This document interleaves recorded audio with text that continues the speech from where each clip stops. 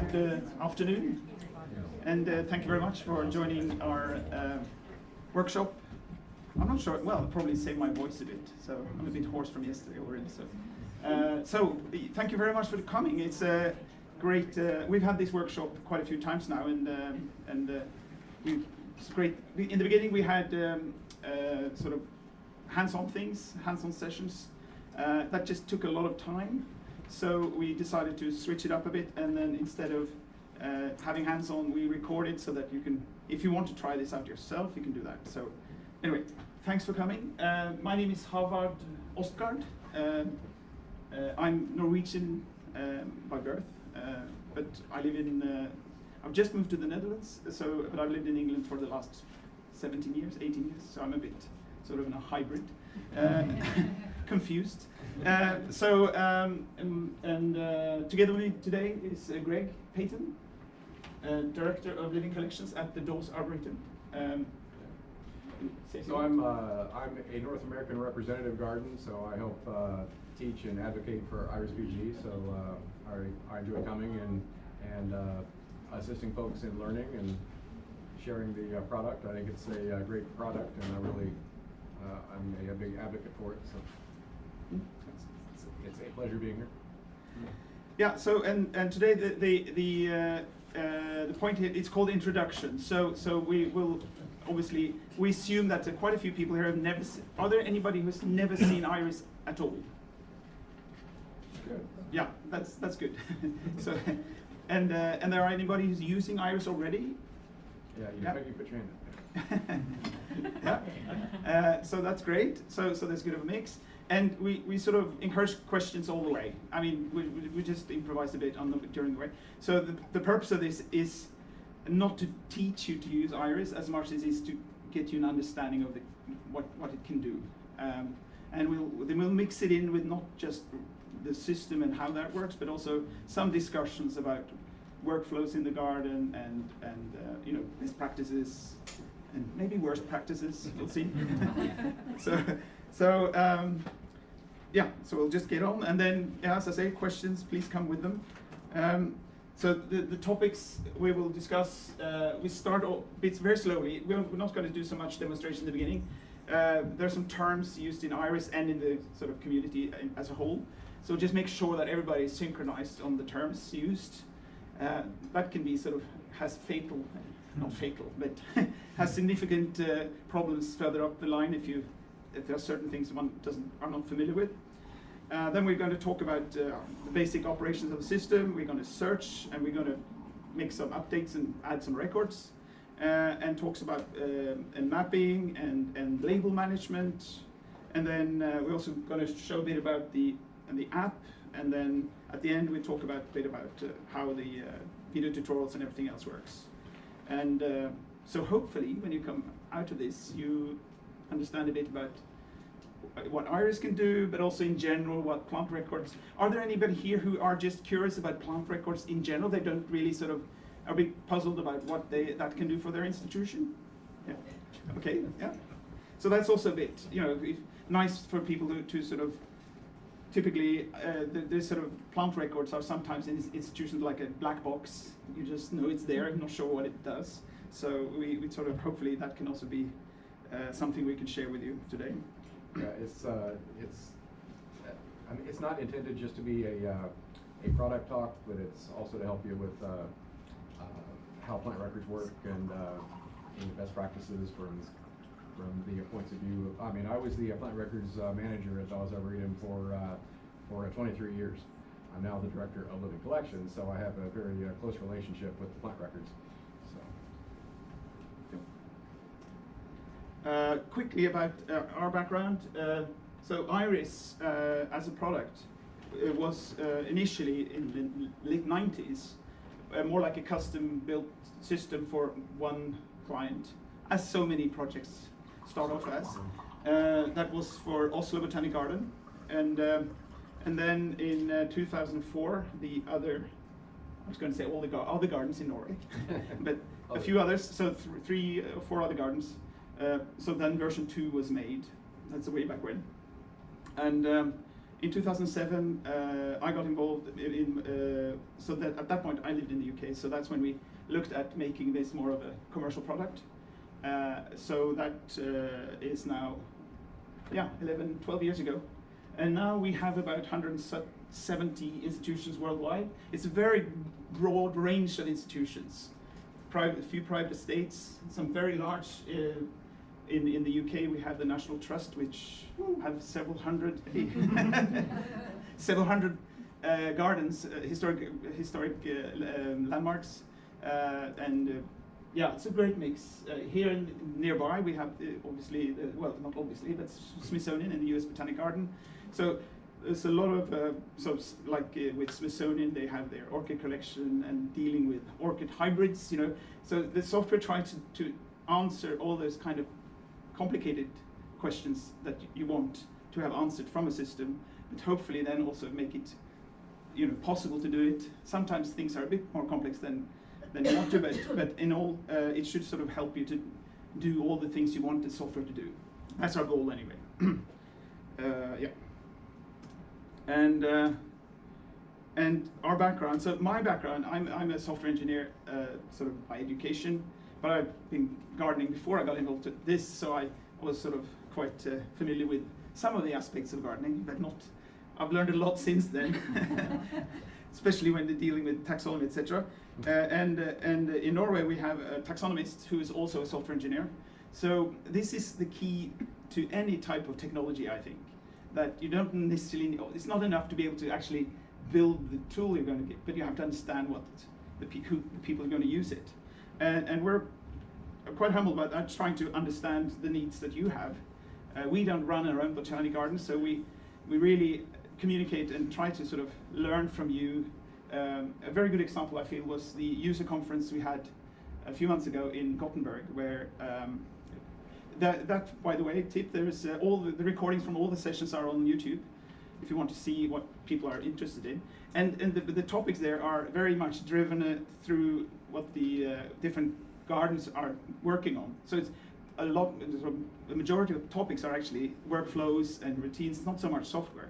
So it's very interesting and great fun to work with that community. So that was in Sweden, by the way. That was the first trip that I had over the pond, so I had a good time. So if you want to go to a garden in Scandinavia, Gothenburg, top tip. Yeah, in Gothenburg, it's right on the south coast there, sort of in the notch between Norway and Sweden. It's a beautiful garden. Great landscape, a lot of big hills of granite and some fantastic plantings and wild origin material, and really nice area to visit. Oh, should have had some pictures from it. Yes. Okay, so just gonna quickly give you an outline of what Iris has to offer in terms of software. First, talk a bit about this kind of drawing here. In many gardens, you have this kind of one record keeper and then the plant records, and that person is somewhere. Not sure where this person works. Down in a windowless basement room and tinkering away, and then you have to knock on the door to ask questions and etc. I mean, that's the worst case scenario. So Iris is more than just plant records. It's a collection management system, so it does more than just keeping track of your plants. We'll hopefully sort of highlight some of those aspects today.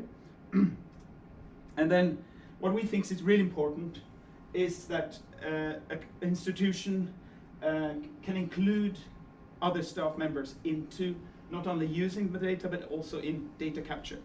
I will talk a bit more about that. I think that's very important as the tool can facilitate that. We'll talk about that later.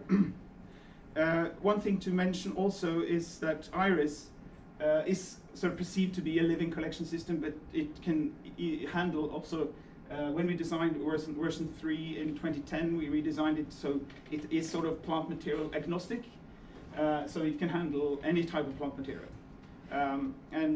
Some gardens, so the one we would call plant material is basically what you define as a separate type of entity.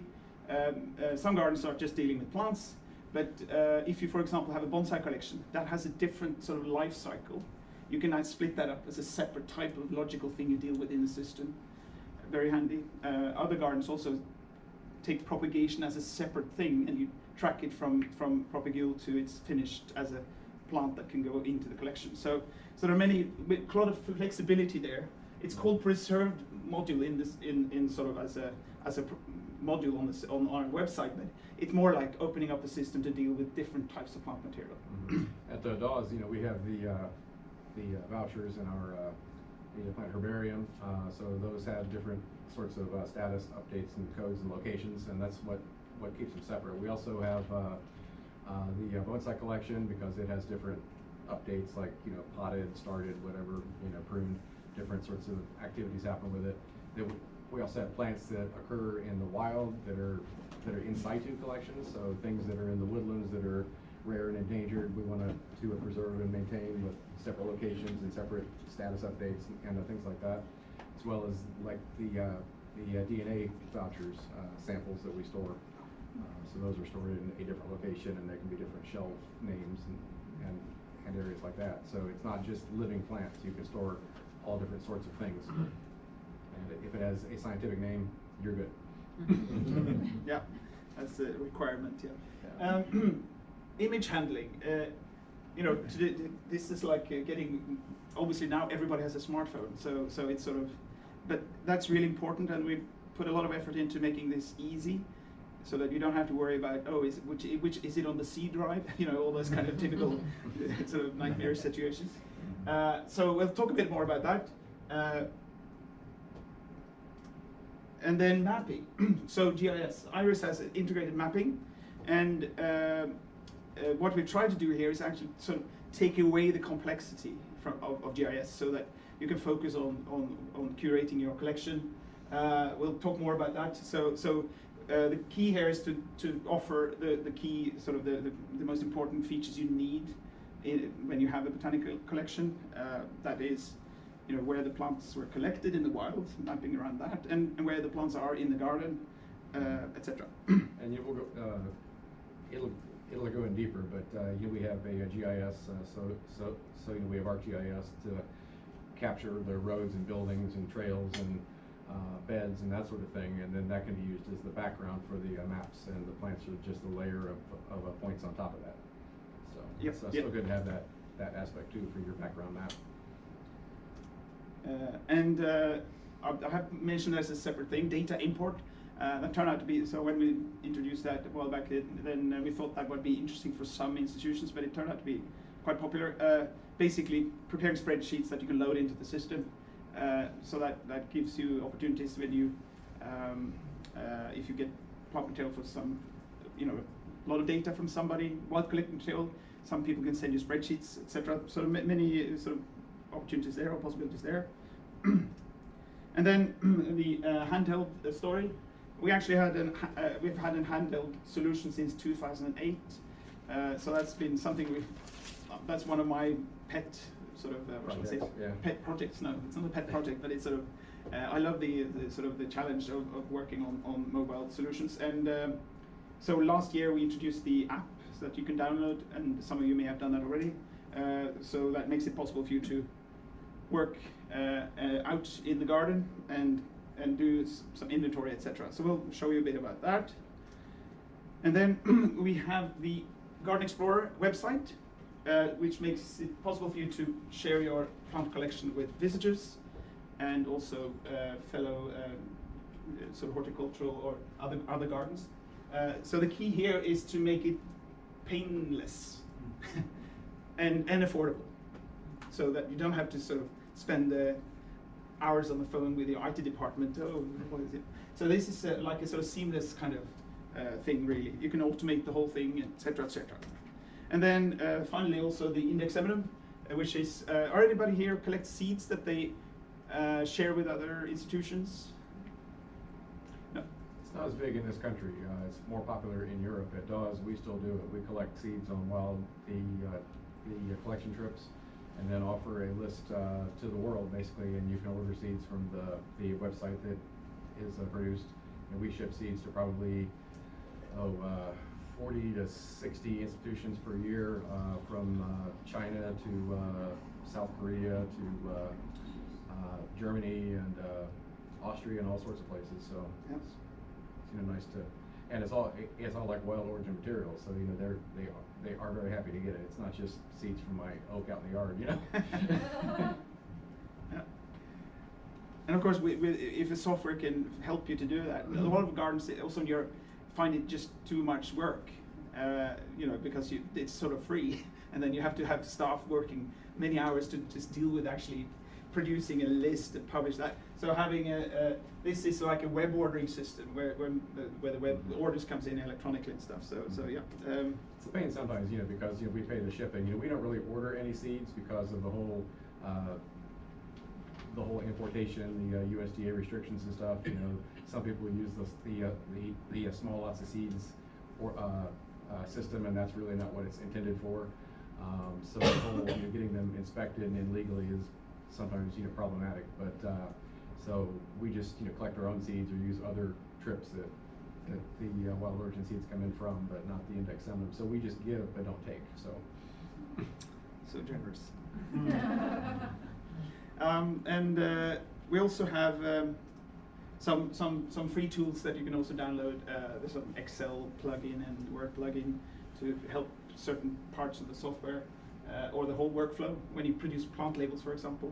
Yeah, one of the coolest one is on a Word document. You can export a field that's tagged with these curly brackets, and you hit one button and it italicizes all the parts that should be and leaves the cultivar names and variety and all that stuff alone. So it's just like the one click and it's done. Yeah. So and then as far as I know, we are the most comprehensive solution today for botanic gardens in terms of features and capabilities, and we're working harder to make it even better. So I want just one thing as well. About usability, that's one of my sort of another pet hobby. It's not a pet hobby, it's what we do. But what we really want to achieve is that people can be productive very early on, and basically from day one. Although the software can do quite a lot of stuff, we try to make it easy to do the things you do a lot. So that, but still some things are a bit sort of something you do just once a year and stuff like that. Might not be something you figure out straight up the first day. The other thing is that it's not very difficult to become an advanced user. You don't need to have a degree in sort of computer science or yeah. So that's another thing we see, and we also have seen that quite a few people who doesn't seem to be like super kind of techie, they still manage to do quite advanced stuff, and that's very enjoyable. So that's really what we try to do. Okay, terminology. So this also gives you an idea about the structure in IRIS as a system. We've put in these two first. It's institutions and collections. It should say collection sites. That's probably a better term. So IRIS is designed to be able to handle multiple collection sites in one system, meaning gardens technically. And that would be the normal thing. Some institutions have maybe a bigger herbarium, also, so that they might just split that up as a separate thing. So that's separate accessioning, separate plant. So it's all really like in a separate box. Yeah. Well, I mean, it's most common where it's the same organization, but it's like off-site, like they have different maps. Yeah. It's not at the same garden. So it's not like your oak collection is on a different module. That's all the same. But if you have like a satellite garden that has a totally different map, you can share the same. It shares the taxonomy and all that stuff. So it's on the, and you just pick which garden you're actually editing. So and very on topic, very topical. Hoyt Arboretum, Portland, together with the Portland Parks, they have IRIS together with Leach Botanic Gardens, and they're a bit far away. And Leach doesn't necessarily have the expertise in taxonomy that Hoyt has, so they can sort of they share the taxonomy and the names together, and so they can then share knowledge in sort of supported by the software. So that's very ideal. So we have also some institutions where they actually sort of gardens have no sort of logical connection with them, but they more or less piggyback on the resources of a bigger institution, because yeah, so they hand over some money somehow to deal with that. That's not our problem. So yeah. So are there anybody who's uncertain about the term accessioning? No? Good. So obviously within one site you have then all the accessions, and we use the term locality in IRIS, which means a place of wild origin. So when you have wild collected material, it's very important to record the details there if it's going to be used for research or conservation later. That's like gold dust. If you don't do it, it's suddenly the value of the plant material is actually, it's decreased by that. So yeah, I mean, it's wild, but I have no idea where from. Exactly, yeah. No, that's true. I mean, we've heard stories where people do a sort of collection review, and people think they have a really great collection, and then it turns out, it's from China, collected wild, but no idea where. So it's sort of yeah. And IRIS is Taxon Centric. So what I mean about that will come up in the next slide. I think we'll do that, yeah. So with IRIS, you have the taxa. So every accession needs a taxon, and each taxon have one name, at least one accepted name, and then you can also then attribute several synonyms if you like. As many as you want, but it just gets unwieldy when there's like 47. So just to pick the ones that you've received plants as, or the ones that are most commonly used. When somebody's going to search for it, like the Cornus Florida and other Cornus now have switched to like Benthamidea and other genera like, or the genus, the genera like that, and yeah, I mean some like what? Some gardens are actually using that now. We don't, but I list it as a synonym. But so if you search for it, you'll find it. I just don't. And then change all those labels yet. There you go. Yeah. And then each accession has a list of items. We call it items because it's sort of material agnostic. But for those of you who are dealing with living collections, an item means a plant or a group of plants. Yeah. So the accession, you get in seeds from the wild that has the locality where it was collected, and then you grow up the seeds, and you have 10 items that you plant out on the ground. So each one of those is of that accession, but they're just different individuals. Or you have vouchers. You have the plant specimens that there's 3 sheets from the same tree collected on the same day. So that's one accession, and then there's 3 sheets in different places maybe, or in the same cabinet.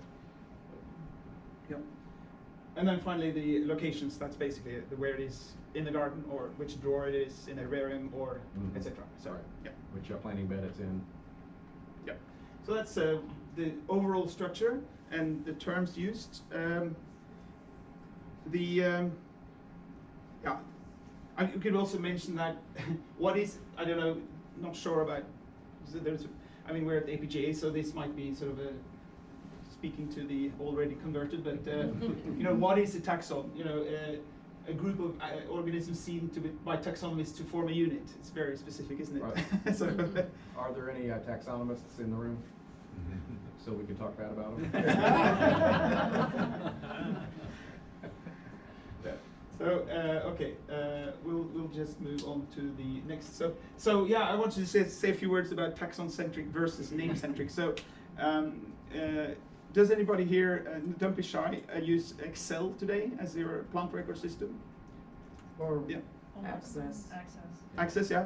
Well, typically Excel is typically a very good example of a name-centric thing. You have a spreadsheet, and you get a new plant, you just type in the name.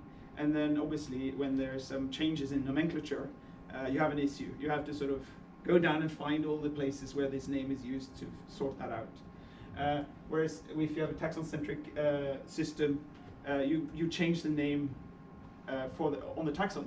You reorganize the nomenclature, and then you're all done.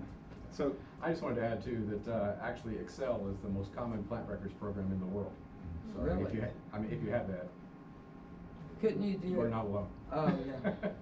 Yeah, you would have to change each one. Well, and the advantage is that it's almost any program can accept the Excel format. Right. So And that's what he was saying with the, Flexibility. data import, you just make the columns match and you can bring all that data right in, so it's the most simple system to work from to start. Very What about quickly. access? Access is similar, it's very common, the data can be exported into Excel and then re-imported Right. into Iris, or Okay. they do the data transfers and things like that with that stuff all the time, so that's very We'll easy. talk a bit about that, about data import in general. I mean, yeah, we'll do that a little bit later on in the session, but this is a very good example of the leopard lily. Just a few of the names it has had over the time. So if you are keen to be up to date with the latest taxonomy, then so this current name, maybe not. This was when I made this slide. Yeah. This is the point when I just like the Mentimidia thing. This is what we still call it because this is what it is almost in every reference that I've ever seen. It was published as it's actually a hybrid of Iris about maybe 10 years ago. But as soon as you go through the key, if it says if it doesn't look like an Iris, it's a Via Belluncanda. That's why I keep them separate. I mean, I do agree that they came from Iris and they are related, but I think it's advanced far enough to have its own genus. So. And the point Greg makes here is that as So a you choose system, your own you're in taxonomy. charge of the Yeah. taxonomy. Yeah. You decide what you find is the correct approach in terms There are of. no name police coming after you, so. Okay. Well, Where's the taxonomist? I'll mention that as well. For those who, when we transfer data for clients, we offer an upgrade to APG4. And that means the genera are given the APG4 families. So that's sort of part of the transfer service. But then obviously the names below that, we check it against a few lists and things. But you manage that yourself from then on. Can you And- explain what that is? So what did you say APG4? It's a new classification of families and orders and things like that as to what plants or what genera belong in what families and what families are in what orders and higher groups and things like that. And we don't even fully subscribe to that either. We stick with some of the old families and old orders just because we have a taxonomist on staff who that's how he was raised, and there's nothing wrong with it. You know, you just accept that there are different classifications. Like some of the one of the weirdest new ones is the Celtis, the genus Celtis. The hackberry is now in the Cannabaceae, the same family as marijuana. Wow. They've always said it's not an elm because it's. I mean, I still list it in the Ulmaceae because that's how it's listed. We are going to change it because the pests that attack elm don't attack hackberry. Things that attack hackberry don't attack elm, so they are different. So that one actually has some backing in physical reality, you know. Yep. But you can pick your battles. Okay, so now we're just going to do demonstrations and talk about the 6 different features. So we're going to start by logging in and just showing basic navigation. We're going to start really slowly, so that yeah. So I'll just do this. I think I actually have the software running already, so I'm just going to close that again. So we Start from the start. So when you get up the software, obviously you fill in a username and a password. And you can also mention that Iris can be configured to integrate with your network authentication so that you don't need to fill out passwords as well. That's quite handy. You have a domain and you're logged in as a user, it just says, okay, you're authenticated already, now you are that user. And then when you've logged in, But if you want to share computers, maybe it's good to keep the login so you can have the actual person that's actually doing the entering listed. So when you I'm logged in now, as you saw, as an administrator. And another key point to mention there is that no users should use the admin as their daily kind of login. You log in when you get the system. You put your names in, yeah. And then you can actually give a user or several users admin privileges. So keep that in mind as a sort of a general good practice. because when you make changes, you also stamp with your initials. And if everybody's logging in with admin, it becomes a bit hard to No blame idea. one. Yeah. Who did this? I mean, I wouldn't say you can place blame, but if there's something No, wrong, sorry, you I can was look down just- to see who did it. Yeah. And to navigate, it's very straightforward. So this looks a bit scary at first time. Yeah, so good question. Back to the logging, can you actually set permission levels for different things? Yes. Yep. Yes. So you can set it up so that, like I have a photographer login or level, so that if you get that, you only get the pictures screen on the accessions is all you can do. So you can't change names, you can't delete. It's very, I mean, it can be scary for users that aren't really sure what they're doing to say, oh, I mean, I could really mess this up. But if you say there's nothing that you can do to hurt it, they can just get to work. And this list here, now that I'm logged in as an administrator, Has I see everything. absolutely everything. This is also then reflected on the access you have. So normal users will, or just people who do light work, they just have a bit here and a bit there and reports and that's it. Or maybe done here some events and stuff, which we'll talk about. When you've logged in as well, you can, top tip for those who, is to bring up a bigger toolbar. So you get, so if I go options here. Toolbar at the top. So I'm going to change that to large toolbar, so you get a bit more. Actually have words with it, so yeah. you see what it says. So you can see what the tools do. And then when you navigate, you click here on the accession if you want to work on that. If you want to work on taxonomy, you go there. And then if you want to do some reports, you can click there. So it's quite easy to sort of comprehend how that does. It also memorize or remember where you've been, so I can do back, like a sort of browser thing, so that's quite handy. And the other thing that's also quite nice is on the Windows menu here, you have this full screen thing here, which give you the, that's also F11 for those of you who know that shortcut when a web browser. Right. So you can do a full screen and then you utilize the whole real estate.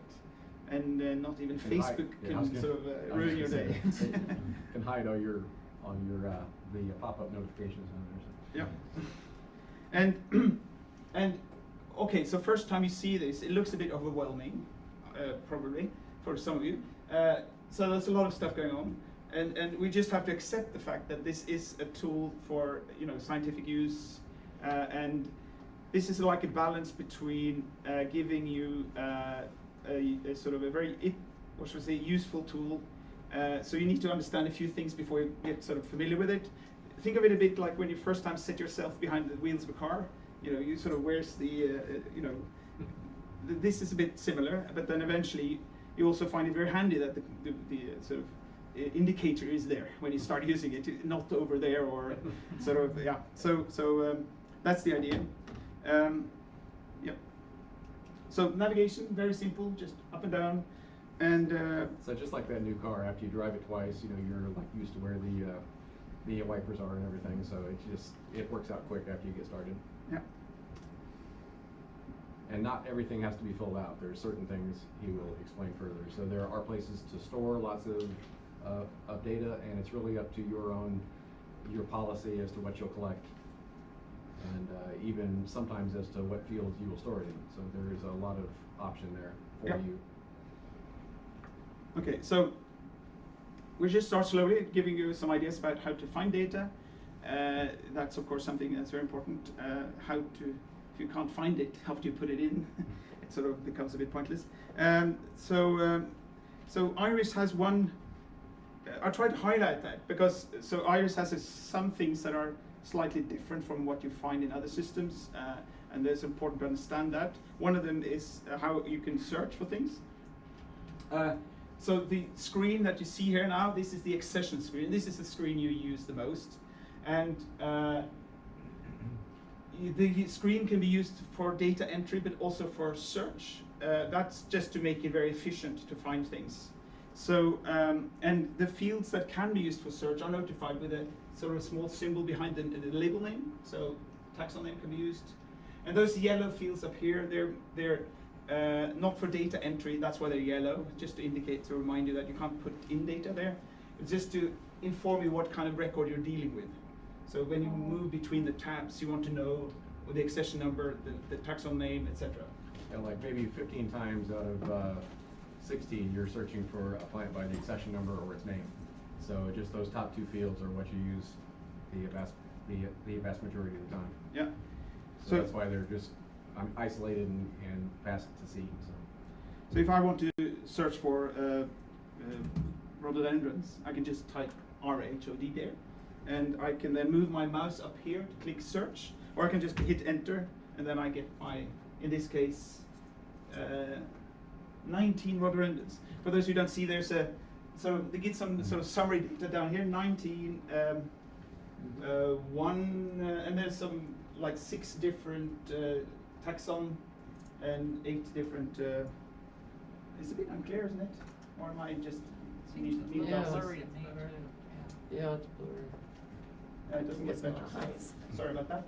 I was thinking my glasses are missing, but okay. So here you can do all kinds of things. You can click on the columns to sort by in this case country or by taxon name, and then you can print it. If you print it, you can export it to Excel. So it's a lot of things you can just do from this screen. But this is how, I just had a question recently. Somebody said, I mean, how do I know the total number of plants in my collection in Taxon? One of the simplest things you can do is if you set the, if you would clear that again, let me see if I can stand here and point. Just go ahead and clear that screen. If you set the max search number to infinity and beyond, that'll bring up every record. I mean, otherwise it's limited to like the first, 500 records or 5,000 records, whatever it was. But now if you just click search alone by itself, this brings up everything in the entire database. So down here, there's 1,111. It's a weird, if you're into wood numerology, it's weird. But total plants in this fake collection of 208 different taxa. So just a real quick way to see the total number of items you have. So these are items. Now each item, if some of these are masses, there might be 3 plants in a mass.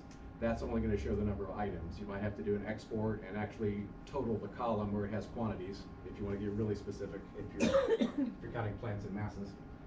Yeah, but this was also accessions, and we didn't consider whether things were alive or not. So Yeah. So You can filter out the dead plants and only do living specimens And you add keep more. those in there forever, huh? Yeah. Yep. We keep every plant that's ever been accessioned and died for posterity. So- To see if we killed this. How do you find what's living in your collection? Yeah, we'll get to that. Yeah, so That's up there.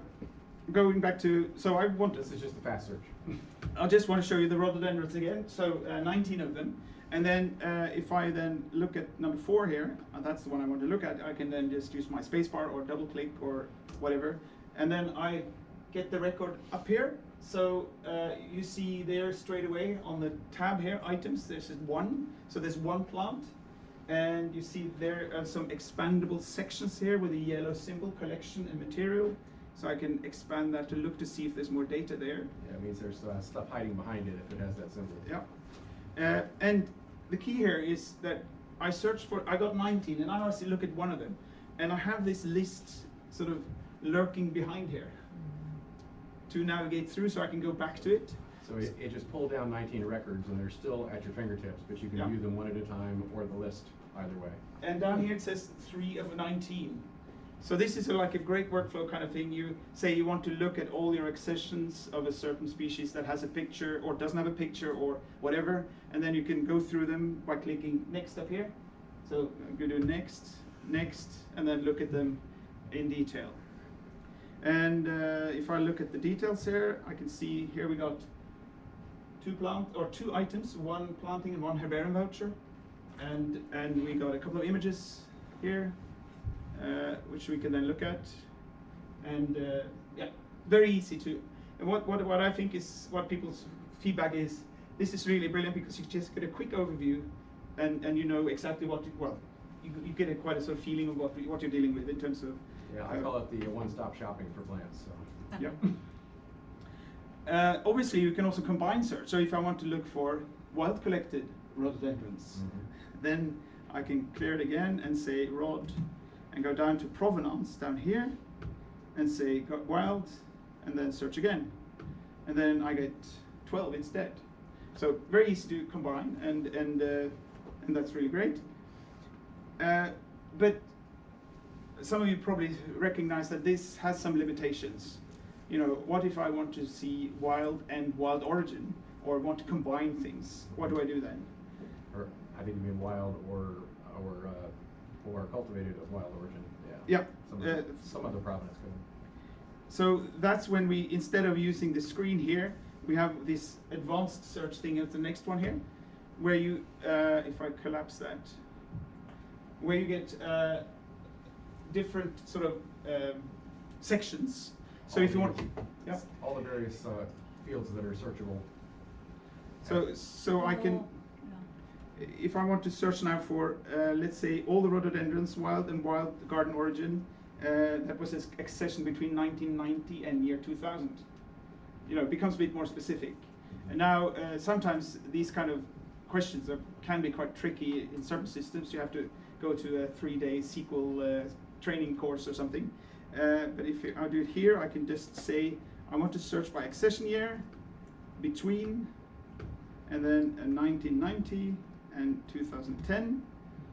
And then I go down to provenance down here. So some of these fields, I can then, instead of do equal, I can do in list, and then tick off wild and garden wild origin. What do you mean by in list? So instead of saying I want to just look for one provenance, I want to look on a checkbox of a list of different options. And then I can tick off those that I want to look for. So it's an or thing. So this or this. Yeah. Or it could be not. You can also invert it and say I want all the ones that are not in that list. This is something, if you download the trial, you can sort of play with this and you figure it out quite soon. One thing you might not figure out straight away is some of these things might be a bit, what is this field? Top tip is to just run a report on the same data, and then you will see out of context what, or you can just open the screen as well. So there's some of these fields are a bit more, what should I say, difficult to sort of understand straight out of the box. And now I search. And now I can also, if you see here now, if I search, I get an accession. With Iris, you can also, if you click on that little drop down to the right, you can instead see, I want to get a list of plants. So the distinction there is if you search for accessions, depending on how you do things in your garden, some gardens, they accession the seeds, but they don't create an item of a sort of plant item before, until it's actually propagated. So you just have the accession record. It's sort of a question about your sort of record keeping policy. So if you search for items, you might not find those accessions. But if I do that here now, and just to make it a bit more interesting, I then get a full list of plants instead of the accessions. Yeah. But how do I get? You have to put existing in that to show that they're live. And I wanted rhododendrons. That's what. Okay. I saw a cone into my phone. So I go into Taxon here, and then Taxon name starts with rhododendron, and then try again. But as I said, it also includes the dead ones on that list, so you can filter those out as well. Yeah, exactly. Yeah, and you see here, I don't know if you see this, but there's some colors here, and because I have resized my screen, it's actually certain things don't show up so well, but and then again, I can just open them up one after the other and look at them like this. So the advanced search really sort of opens up a lot of, makes it possible for you to do quite, well, advanced search. Yeah. So you can like go into your garden and say, G1, everything in that G1 garden. Yeah. You just go right in there. Yeah. Everything, so all the filters. Yeah. And you could say just the ones that are live, just the ones that were Yeah. accessioned after this And date. you can do them all, you just tick, you just Yeah. hit whatever you want. Just the ones that are by this name, just the ones Yeah. that were wild collected in North America. You know, you can do all sorts of filters like that. Yeah.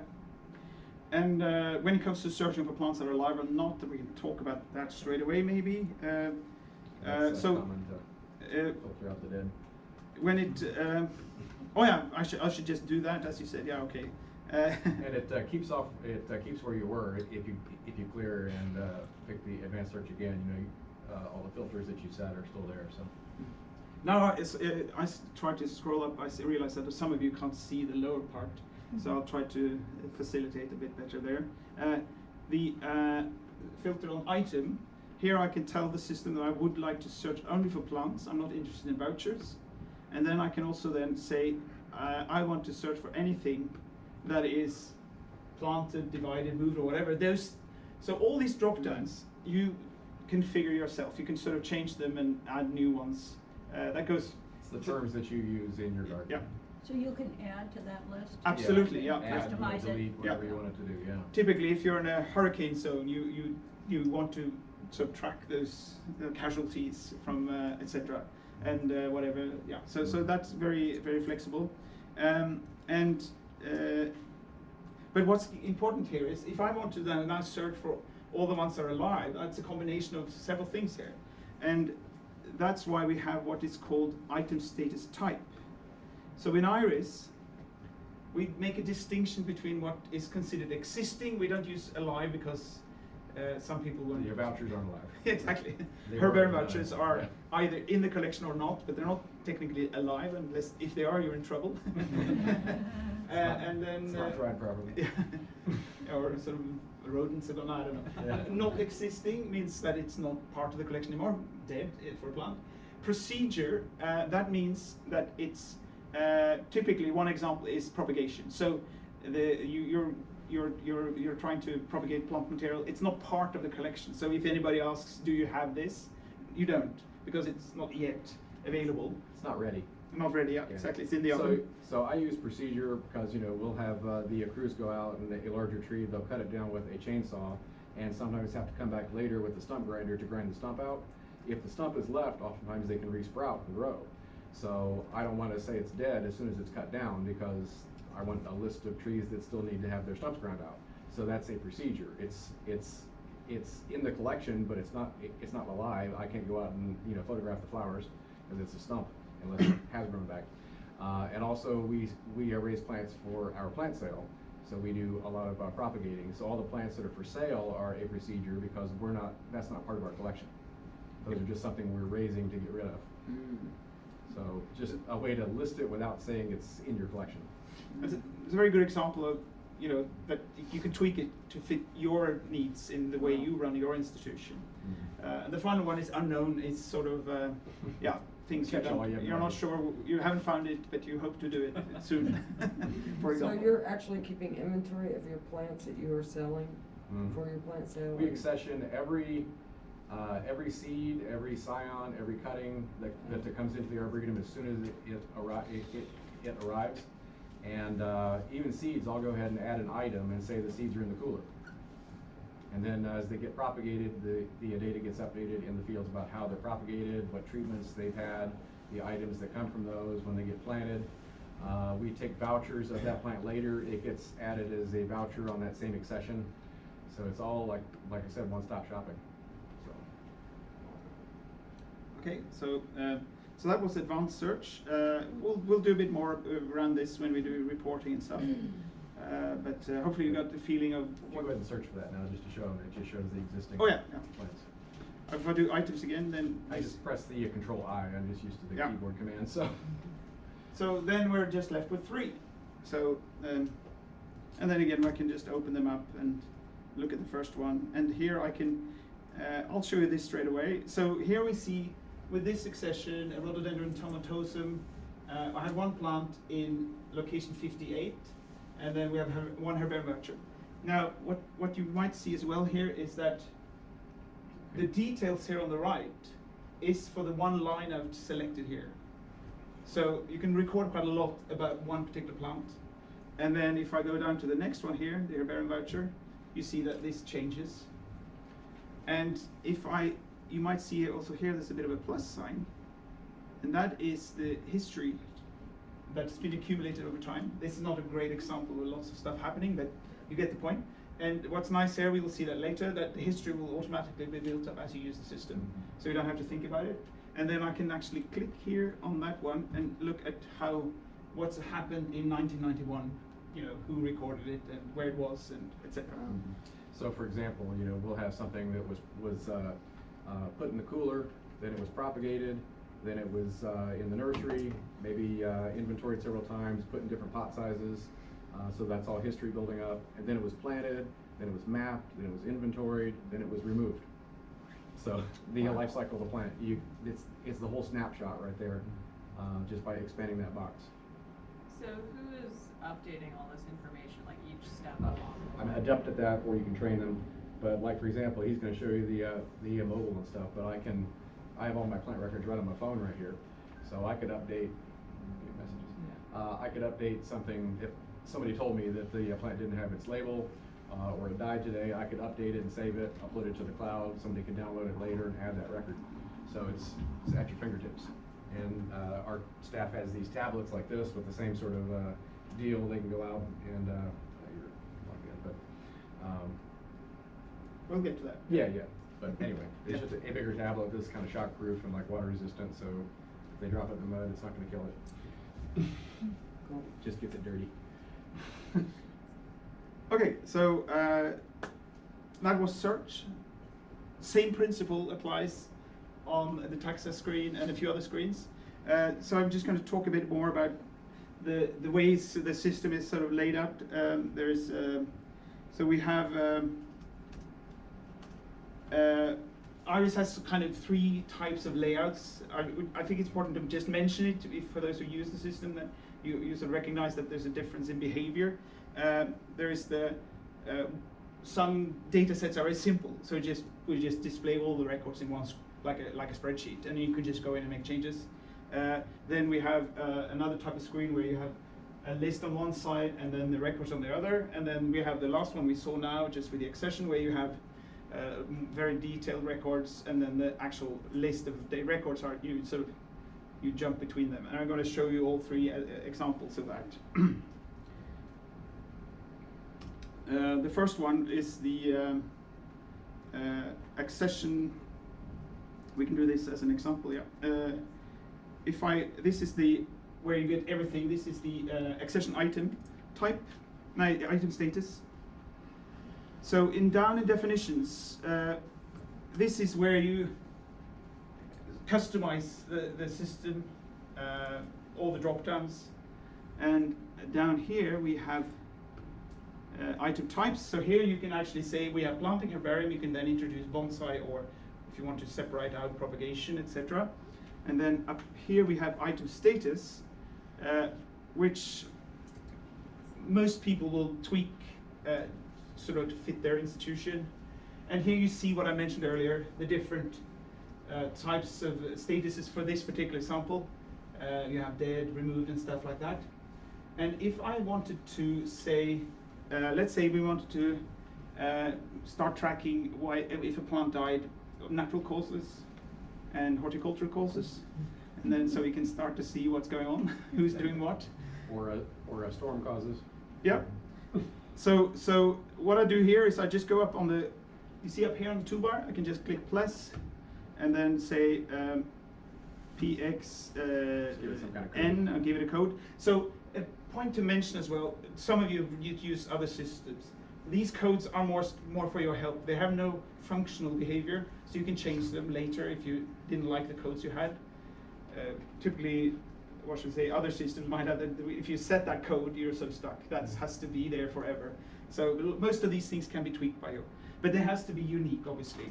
And why do we have these codes? Well, it's very handy if you're running reports with lots of data and you're familiar with these codes yourself, so you can get rid of that in that report and just have the code, so you get a more sort of data intensive sort of reporting if you're that kind of a person. We like everybody. So so this is dead natural cause, and then not existing, and then I can just click save, and I'm done, and now I can carry on working. And of course I wanted dead horticulture cause, so I'm just going to change that as well.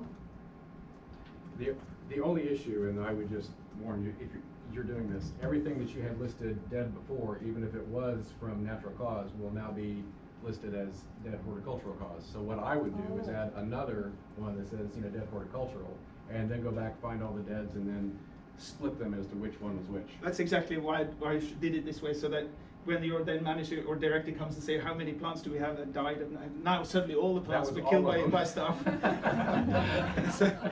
so the right way to deal with this is, as Greg pointed out, you sort of I preceded. stole your thunder, didn't I? Yeah, you did, sort of, yeah. Sorry. Quiet.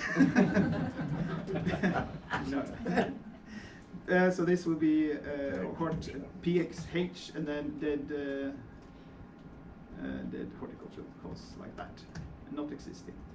Well, who's gonna admit to that? Yeah, exactly. Yeah, that's another story. Yeah, I'll leave that to you. So now we have the option. There's also a sort order in there too, so you can have these. The drop downs will order by that sort order that you give it there. So I give them if you all want the 7, most so common they ones at the top. come together. So look. Or if you want them alphabetized, you can put them in alphabetical order and add them that way. So now this is the order that the user will be presented. So you saw I changed the sort order there, so that it gives you a lot of possibilities to tweak things, and yeah. And as you see, it's possible to have multiple 7s. They just sort of sort alphabetically, but in the same zone. Even though we're in North America, are there anybody here who lives in a region where it would make sense to have data recorded in several languages? Yeah, yeah. Just to mention that, yeah, obviously up in Canada, for example. Just to quickly mention that Iris can also be set up to handle, not to be confused with actually the user interface being in multiple languages, but that actually data is recorded in several languages. It's very handy if you trying to reach out to a broader audience. One very good example is in South Africa, where they then record the data in English and Afrikaans, and then obviously that has a much broader appeal to a wider audience. And it's not just translated either. It's actually a separate field where you can type it in so as it's said, and not just what it translates as from English to that language. Yeah. So the reason I mentioned that, then here you would be able to then set in the other language, the way the statuses for the other language as well. Chinese, if you want to attract Chinese visitors, you might want to go that route. And you can store it in actually the Chinese symbols as well. The fields are like the binary code fields, so they can take any code page. Yeah. Unicode, yeah, is the term. I'm sorry, Unicode. Yeah. Okay, so and then the second type of screen, I'm just going to show you another screen here. It's a screen where you have a list of the data here and then the details on the right. I'm just going to show you the contact screen, or in some systems it's called the source, and that's handled here under management, contacts, and it's not the lenses that you wear in your eyes like I have on.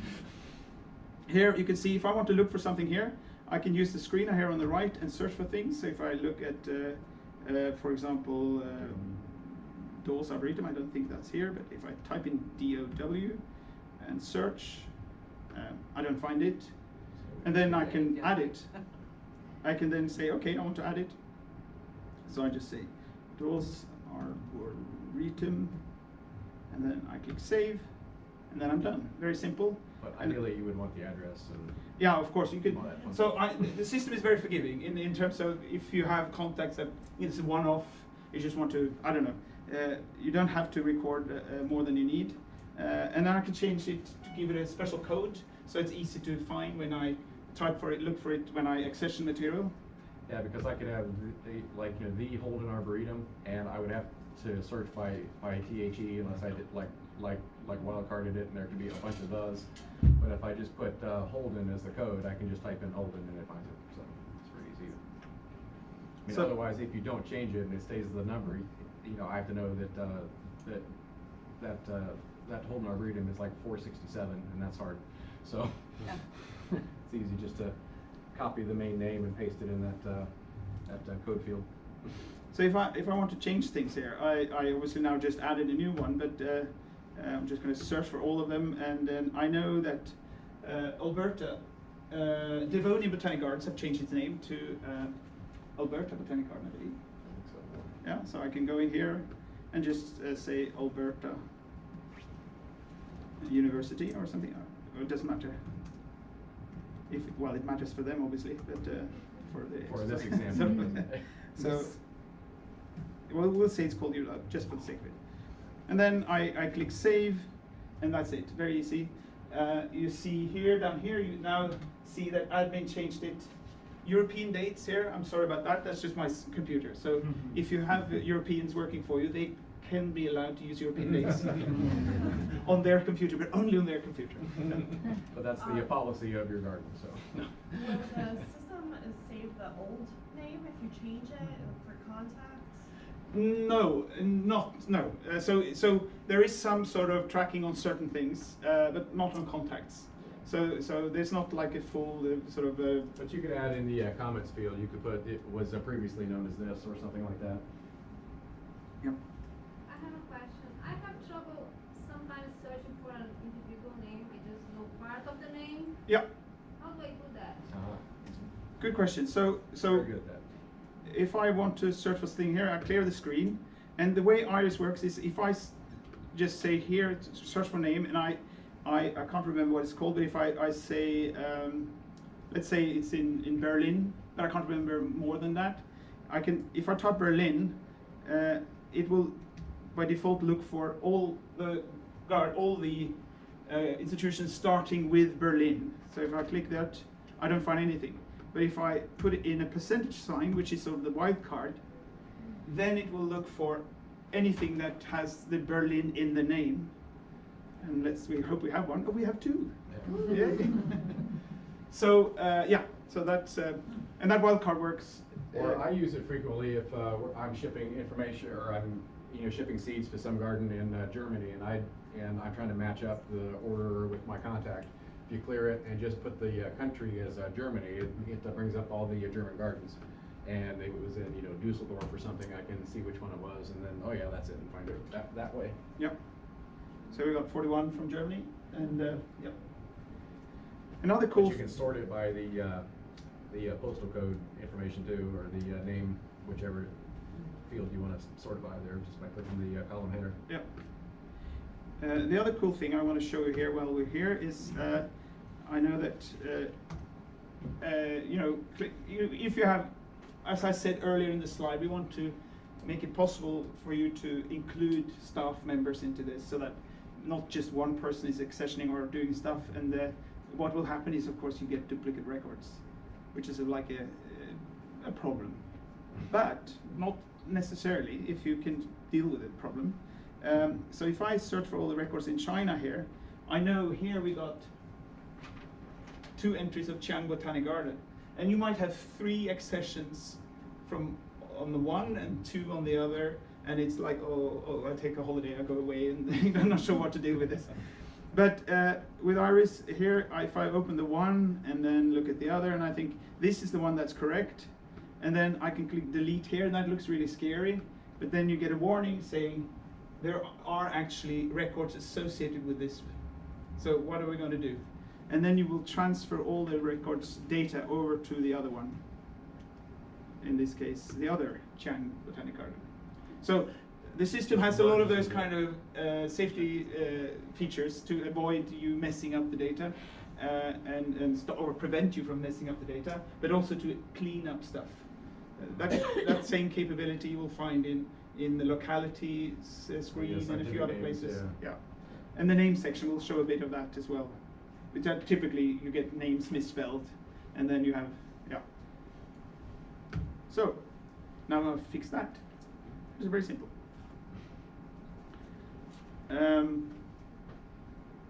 Yeah, so this is the last one, yeah. So now we've seen the one where you have a list, the item statuses, but there's a lot of other, as you saw the drop downs at the beginning here, there's many other screens that have that same behavior. The same goes for this screen here, where you have contacts, you have personnel, you have all kinds of things where you do exactly the same. And then the final example is, of course, the one we saw in the beginning. It's the accession screen, where you have details here and then the list that you can sort of toggle between, so that you have the list and then you go back to the records and forth and back. Okay, so that's now we're sort of done very much like now you sort of know how to do things in the different screens. Now we can start going a bit more advanced and have a look at creating our first accession. Okay. So what you do when you use the system is this clear new is the key. You clear the screen so that you can either search for new records or start just recording a new, in this case, accession.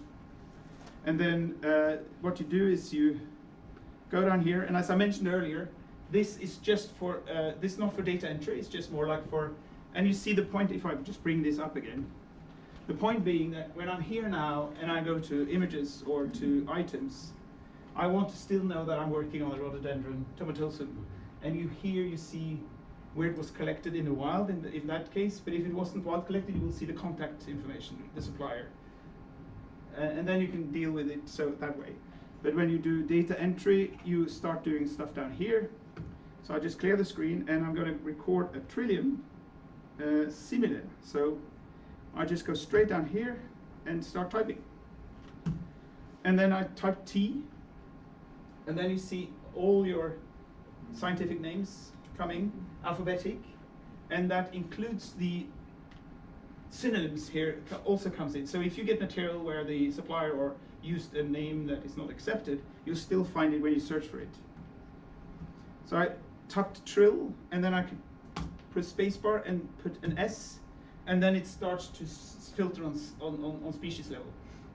So it's very, you quickly become Even if pianist. it's a subspecies, like we list the black maple as Acer saccharum subspecies nigrum.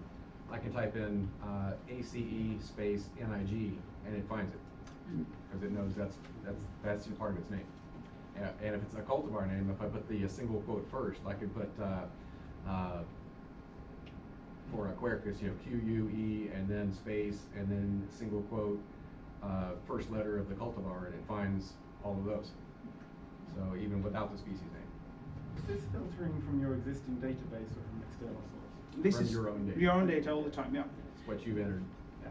And that's a lot of people ask, oh yeah, so if you were to pull in, then you would have had hundreds of thousands of names to deal with. Yeah. And most of it not relevant unless you're, I don't know, Yeah. who it would be relevant for. For the tropics, you don't want all the North American names, so you just have the names that are dealt with in your garden.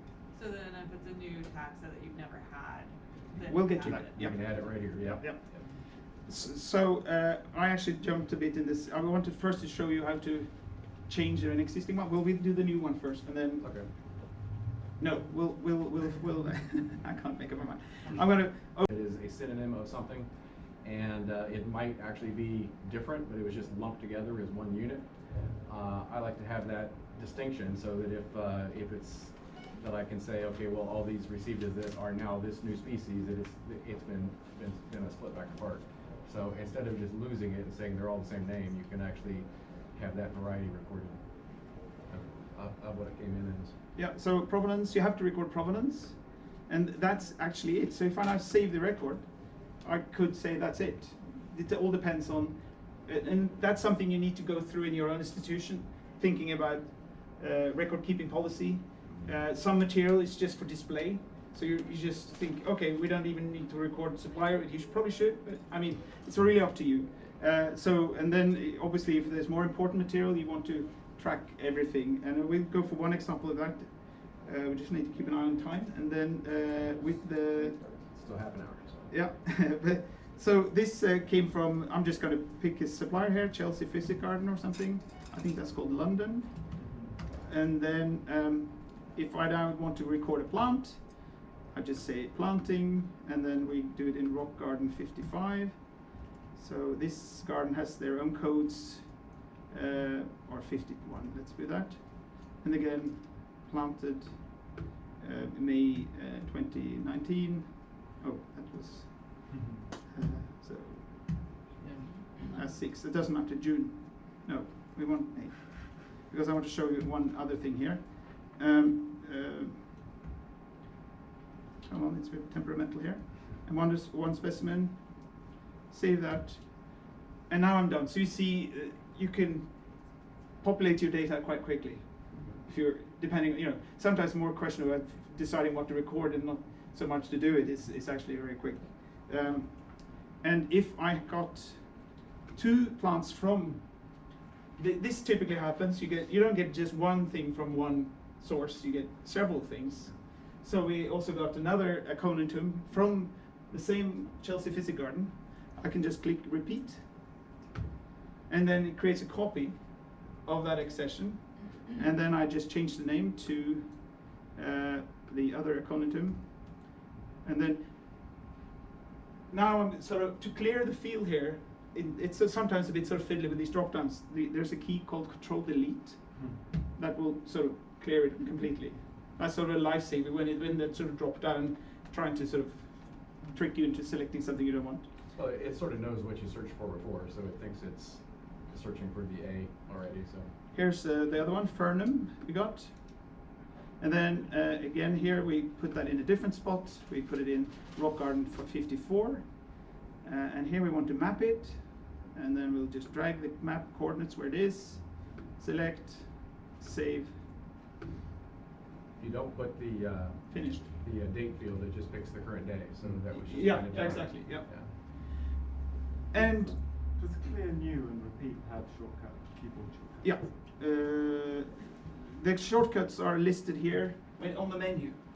So you see clear new is Control E, and the repeat is Control R. So yeah, thank you. So yeah, we got intent plans from X garden. I can just repeat, and it keeps the garden name. And I just say it's this name, and whatever, and just run through the list really quickly that way. Yeah. Right. Yeah. Well, you have to finish each one before you repeat it. I mean, it's not making like 5 blank entries that you can fill out. You just put in the names, and then you can go through, and with all 5 of them, you can bulk update if you want to. So here we have, I just want to show you quickly as well. This is the first one I made, the Napellus, and we planted it in the Rock Garden 52, but we realized that was a mistake, so we want to fix that. We moved it now to Rock Garden 55. And then what you do there is, this is a very important kind of, that some people misunderstand. They think now I need to add a new line to record the changes. But what you do in IrisBG is sort of very easy to do, but it's maybe counterintuitive for some people. You need to just go in here and change this to moved. And then I'm gonna say that's today, so I'm just gonna put in the date like that. And then I'm gonna move it to 55. So that feels a bit uncomfortable because now you're losing data, but when you save it, you will then see that the history is sort of recorded for you. So it keeps a copy of what you had before. And it's not a mistake. Say for example, it was just transplanted because it was poor soil there, and you just wanted to move it. But if you want to keep that history like it was there for maybe a year or something, you can just leave that row. But if you want to just clear that, you can actually select that row and delete that row if it was a mistake. I just put it in the wrong location, but it's actually here. And you can also, if you have a historic garden, you typically you record what is currently now. Now you know it's there, but you can't remember all the details. And you later in the winter, when the snow is freezing outside, you go and find the books, and then you can fill in the gaps and record historic data retrospectively as well. So you can add history directly. So if you just found out in some book that it was planted on this date, but I didn't know when before, I can just add history and say planted on this date. So you backfill that history in. Okay, so now we've done it. We're just going to have time for maybe one more advanced accession where we record a new name. So you see how that's done. The question where? No, I just said to Oh yeah. answer the question we had earlier. Yeah. Just to break it up again, I'm just going to show you a bit reporting, because reporting is very important for everybody, I'm sure. How do you get data out of the system? You have the access to all the reports here under what is called reports. Quite easy to figure out. Very clever. Yeah. And what the system does here is it will group all the reports on what kind of data you want to get out. So are you looking for plants? Then you would run reports on accession items, if I expand that. If you just want accessions, not interested in where it is or if it's alive or not, then you would do the accession report. If you want only taxonomy, etc. So that's how it's grouped. And all these reports are also in the definition, so you can tweak them. You can change its layout, etc. And I'll show you. If I just start with this one, so the reports typically either produce a Word document or an Excel spreadsheet. The nice thing with Excel is that you can then massage and deal with that, send it to somebody, and they can sort it and filter it more if you want to. Now I'm just doing the accession catalog, which gives me a Word document, and I can just say I'll just do the whole collection. It's not that's easy. Well, it's not such a big collection here. 1100 or something, isn't it?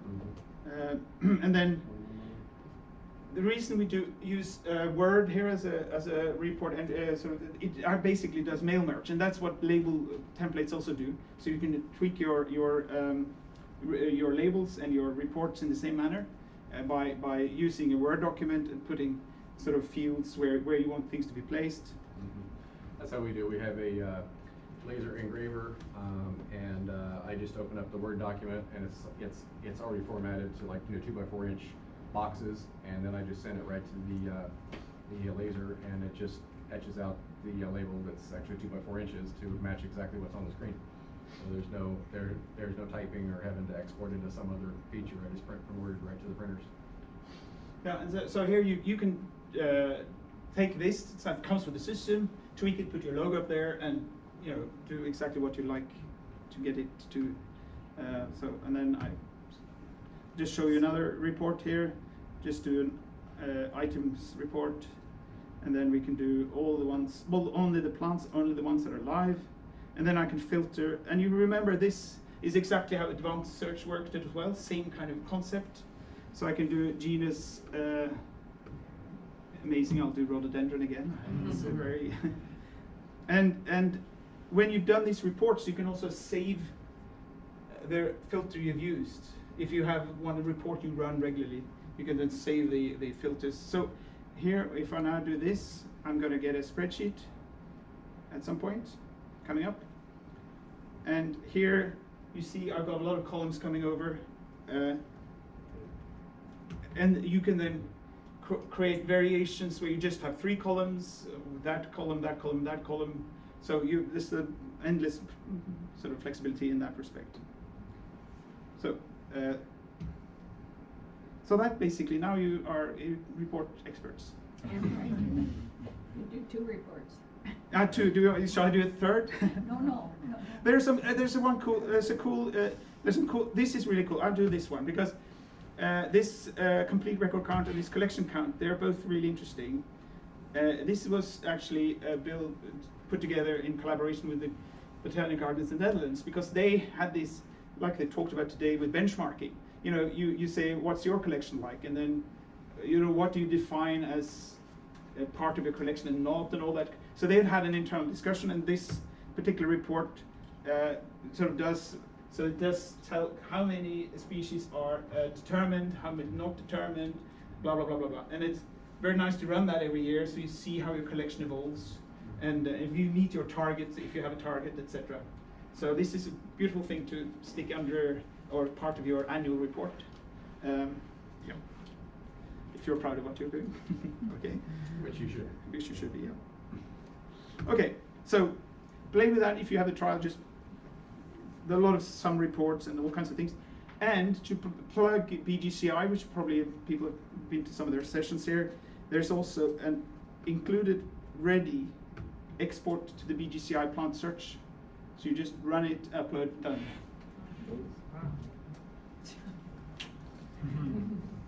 Okay.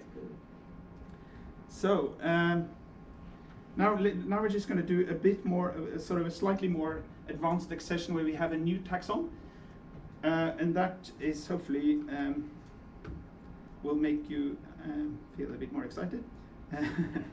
So again, this happens all the time. Obviously, you get a new plant material in, you clear the screen. Now this time I got a sort of a orchid, Phragmapedium boiceranium, or I'm not saying it right, but forgive me. So I would typically go in here and start typing PH Phragmapedium. I have a fruit a few Fragmipediums here, but I don't have the one I'm looking for. So I will then do you saw what I did with the contact screen. I click the ellipsis button. I can do the same here. And then I get the Taxon screen, which you haven't seen yet. And that is very similar thing like the accession. You have names here, all the names. And then you have the details about distribution and all that. And you have parentage. If it's a hybrid, you might want to record the parentage of that particular taxon. You have picked images. So when it comes to images, you can attach that to, you typically associate them with the accession that it's typically pictures of your own collection. But when you're on the taxon, you can then see all the images of that taxon. So that will be all the ones that are recorded on the different accessions. Which I find very useful when it's cold outside. You just go through the images of the taxa, and it shows all the accessions. So if you have a blue rhododendron and you're looking at all the photos and there's one white one in there, it's like, something's wrong with that accession. So that's a way to flag things that don't fit the mold. Yep. So, and again, this is now I shouldn't make the mistake of changing this. This sort of, oops. We had a very good example. We had done a data transfer for a client, and they had like 600 accessions with an unknown taxon. And the first thing they did was take the first one, open it up, and then they brought up the unknown taxon and changed it to, I can't remember, name, Pinus nigra or something. And then they complained, no, we got 600 Pinus nigra elsewhere. Who did the transfer? So yeah, it's easy. So always clear if it pulls up something. When you start Clear the screen, and then then you start selecting here the genus Fragmipedium here, and again you get this kind of alphabetic, very simple. And if you don't find the genus, I'll show you that straight now. You click on the ellipsis button again, and lo and behold, you go. So this is how Iris is structured. You're dealing with the taxonomy, that's the names, the species level, and then higher ranks, genera and upwards, you deal in a separate screen called Taxonomic Groups. And if you, I'm just showing you this now, and here you can record. Here you see it's grouped on the all the levels going down to So this is also searchable, so you can do searches. So you see when you do data transfer, you have for example our cycad collection. You have a special field to say that's cycad collection, but I mean it is the genus cycad, so you don't need to record it twice that it's a cycad. So this kind of structure gives you a lot of flexibility in terms of manage and search for things.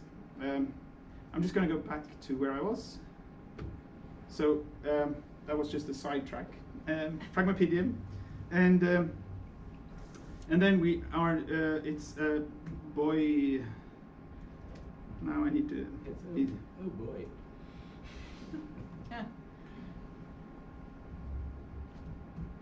No. But the key here is you only have to type in each taxon name once. Yeah. Once it's in, you're done. So now, of course, this is a classic, especially if you have dyslexic staff members. You might get into difficulties after a while. So this is really great because you can now use what is called web search. So this gives you a list of web resources, and this is you can edit these yourself, add your own search sites.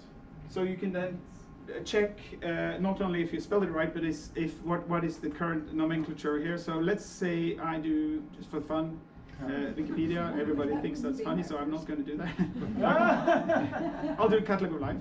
No, actually, I must, I think Wikipedia is quite good on many things, but it's updated sometimes more often than actual sites, but it's not always by the best people. But so it's updated frequently. This is really handy. Now I can see that according to Catalog of Life, this is the accepted name. So that's really great. And that's, some websites give you nomenclature, not just the name, which is really great.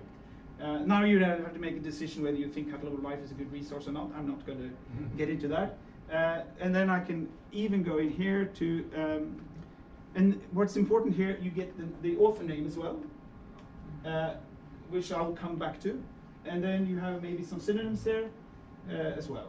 So so now if I go back to this, I'm saying great, and then the next thing I can do is to click on this one, and this will open up or check the name with the International Plant Name Index, which is a spell checker. And that's all the published names are available there, not cultivars, but species.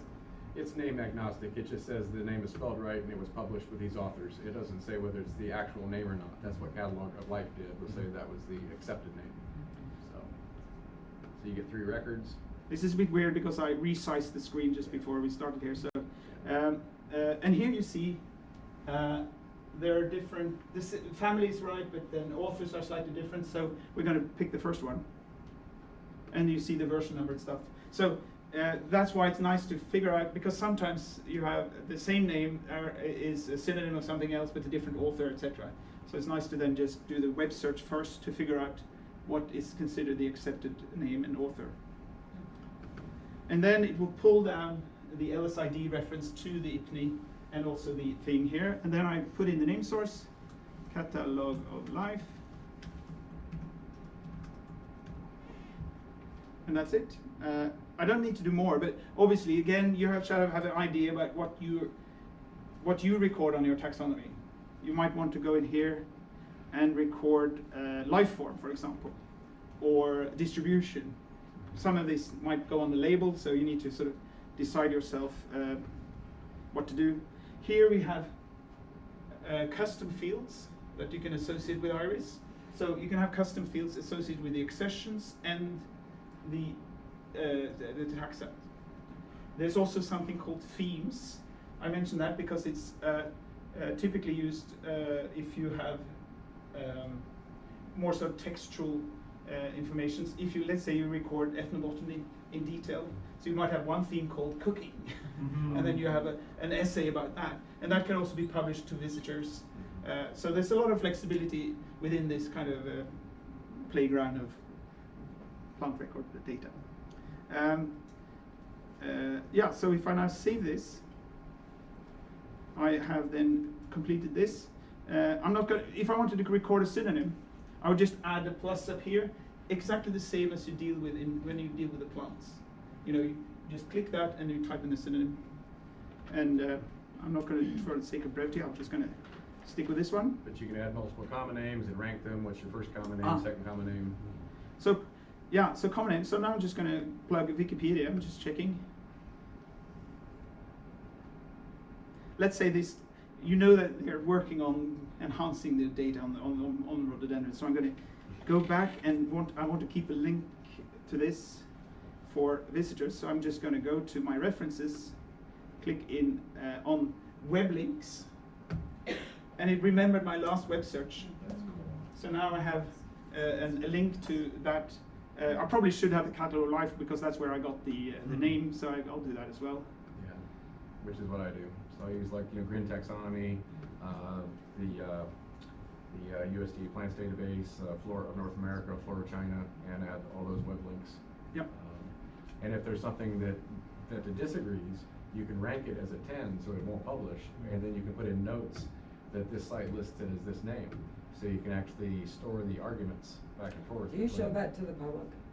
Not the ones with arguments, no. I meant your certified website. Yeah, the ones they publish to the website. So when you call up the DAWS Arboretum Explorer and search for a name, you'll see web links underneath. So you can click on the Green Taxonomy and go into that page and see all the books that was listed in there. So it's like, drill down their information. You can keep going in and seeing more detail. As we're mentioning Garden Explorer, I'm just going to go to gardenexplorer.org to see some examples. I'm just going to show Greg's here, DAWS Arboretum, and then you can see how Type in Cornus, and then you can do that first. But yeah. Oh, we keep on. You've done that before. Yeah, it's just the time-wise. We have 10 minutes, so I want to. So this is an example of. Here you see so Greg has obviously curated these links, and the same with the images. There's one in this one, and there you see all the areas where it's planted in the arboretum, and then here on the right you see where it is found in the garden. And this goes on a mobile device or... Yeah, if you're on your phone out in the garden, it shows where you are and where the plant is, so you can walk with your phone toward the plant until they join, so you can walk right to the plant. Yep. And if you're walking with your head down, it's like you bump your head into it, you're there. Oops, hold on. So I've now finished my taxon for the sake of demo here, and then I can go back and carry on recording my accession. So the workflow here is really like you're standing there accession. Oh, we don't have a name. Bring it up, check it with web searchers, fill in what you need, go back, carry on, contact. Oh, it's not. It's a new one. So you can be like, yeah, very efficient. Or if you work better in a linear fashion, you could go through first with your list of plants and make sure all the names are there and checked, add the new names, and then go add the accessions. So you can do it whichever. Do the taxon first. Yeah. Yep. If you just work better without interruption, you know. If it's wild collector, I'm just gonna, question? I do a question about the photo. So you can upload images to the record? Yeah, Are you limited to the quantity of images? No. How do you select which one's on the Explorer? You do what I did. Showed you quickly when I did the. I mentioned rankings real quick. You can rank them 1 through whatever, and the first image is number 1, the second was number 2. So here I ranked those two web links, one as 1 and one as 10. So the 10 will not be published. And with the images you do the same. You just rank it 1 to 3, or so that's the order they will be presented. And the ones that are ranked 10 or above, they won't go online. Yeah, so we'll store a photo of some mower that scraped the bark off a tree or something like that. I just want it on the accession, but I don't want to publish it because it's ugly. So it's just a 10. It's just for our information only. Could you do that same as like your receipt for that plant? Scan it? You could put a scan receipt under the images. Some people, when they do receipts and stuff, they actually record that as a library record instead, together with your books as a sort of like invoices and stuff, And because then it's sort of yeah. it's probably better because then you can record. I'm sorry, they can link back to the accession? Yep. Okay. So under references on the accession, you have the library items, so that could be books, but it can also be things like invoices or whatever you want to. The purchase orders, whatever it is, you can have that as a separate library item.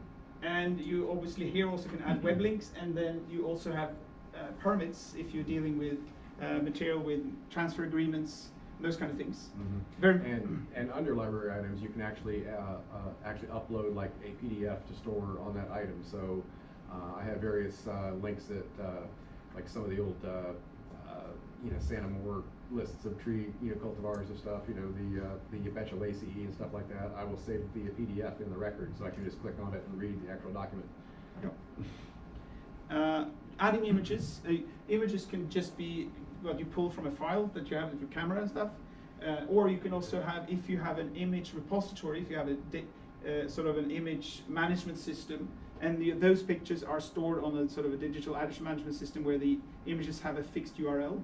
You can link to those images and pull that into Iris as well. That's what the Smithsonian does. Yeah, if you go on the Garden Explorer Smithsonian, you will see how that works. We're not going to do that now, but that's part of the advanced. There was one question back here. Yeah. Can that pull out of like a database that you have to like log in, like we use Phantom Vault? Can it pull an image out of Phantom Vault even though it's... As long as it's configured to have its own URL. Okay. So that you can pull that out just by the address. Okay.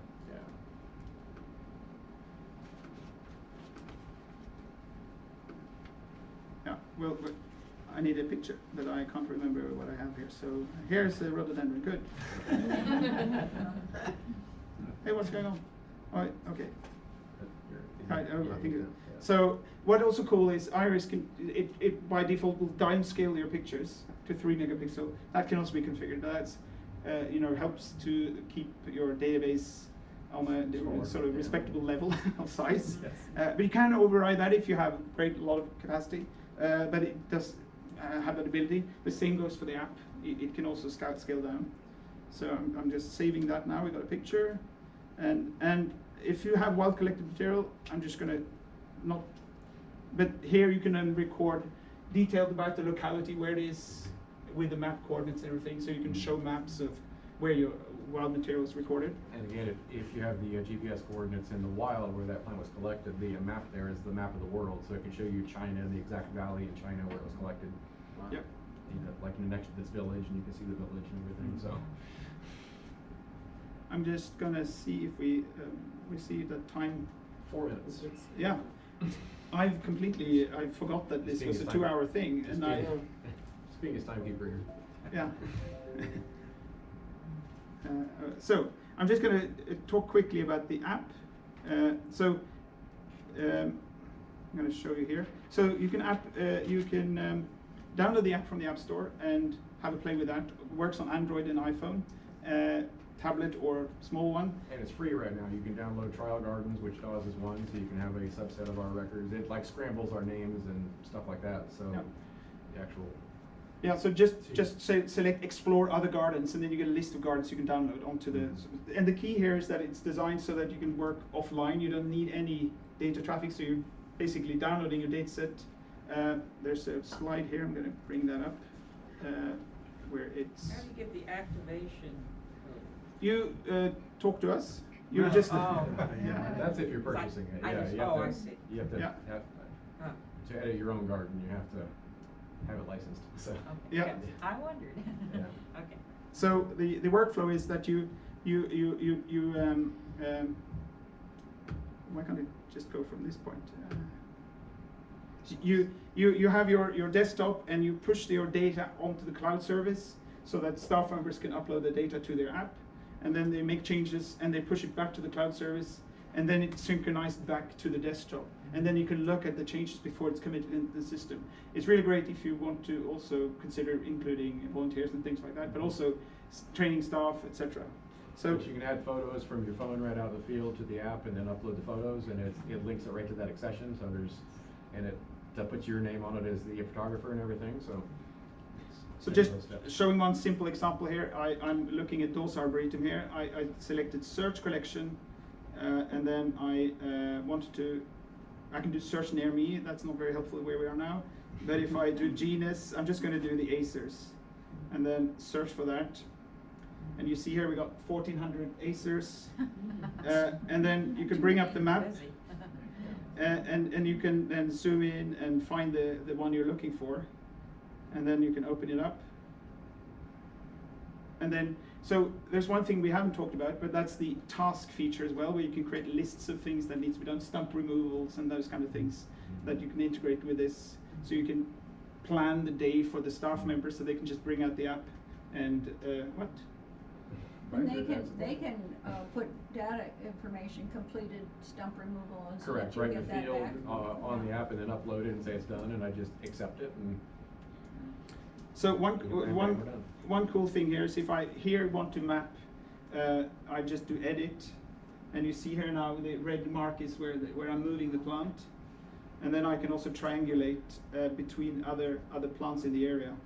So I'm just clicking on the plants that I know, and then you can sort of so if you have a laser measure, Right. so this can be better than GPS if you're in the canopy and stuff. So a lot of cool sort of features inside this. Have a play with that. Ideally, you would pick like 3 plants, and then you get the measurement right between all those things, and that should be exactly where it's at. If And- those plants are mapped accurately to start with. Smile. So I'm not going to go. This is not going to go on the line, but I'm just showing you. Taking pictures is dead easy, and now the camera quality here is also very, very good. And here I can reduce the picture size to 2 megapixel, and it's sort of And it ranks it as a 10 by default, which means it won't show up, but you can then rank it down if you want it to be the main picture. So. Yeah. Cool. That's great. Yeah. So this is what you can just try out anyway. So I realized that I messed up the time significantly. Very sorry about that. Are there any questions? Well, we're at the exhibit later today, so you can go and ask questions there.